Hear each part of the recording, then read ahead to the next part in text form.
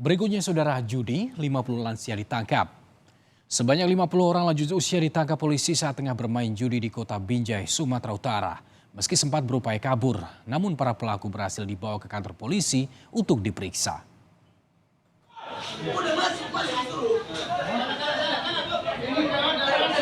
Puluhan lansia yang tengah asik main judi ini terkejut saat polisi menggerebek lapak mereka di kota Binjai, Sumatera Utara. Lansia ini berupaya kabur demi menghindari penangkapan. Namun polisi yang sigap berhasil mengamankan situasi. Mereka pun pasrah saat polisi menyita sejumlah barang bukti di TKP. Alat permainan judi yang tersebar hingga sudut ruangan dibawa ke kantor polisi. Sebanyak 50 orang lansia yang terbukti ikut perjudian pun ditangkap.